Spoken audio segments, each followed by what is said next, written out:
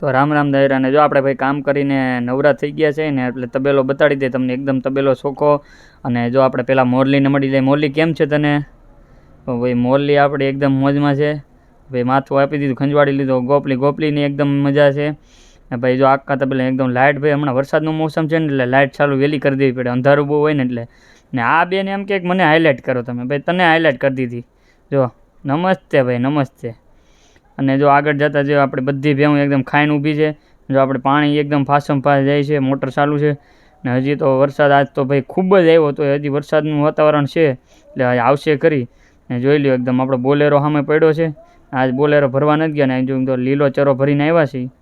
અને ભાઈ જો મહેમાન પાછા બહાર ઊભા જ હોય આપણે. અને જો એને એકદમ લીલી કૂટી નાખી તો એ ભાઈ રાડા ખાય છે એટલે એ ભાઈ એ બધાને પોતપોતાની મસ્તી હોય, એની મસ્તીમાં મોજ કરતા હોય. તો એકદમ ભાઈ તમને બહારનું વાતાવરણ બતાડી દઈએ. જો કાલરું બધાની ઢાકેલી છે અત્યારે વરસાદના વાતાવરણ. બોલેરામાં જય દ્વારકાધીશ લખ્યું એટલે બધા કોમેન્ટ કરી દેજો ભાઈ જય દ્વારકાધીશ. ને તમને અમારો હાઈવે બતાવી દે ભાઈ. સસ્તામાં એલો હાઈવે બનાવેલો છે આપણે. એટલે થોડોક ગારો છે, પછી આજો નથી પણ થોડોક ગારો ને કંઈક ઉકેડાનું પાણી છે. ભાઈ આ બાજુવાળા ભાઈનો તબેલો ને આમ જો એકદમ આપણે બોલેરો મોડિફાઈ કર્યો જય મુરલીધર ને કન્હૈયા ને ભાઈ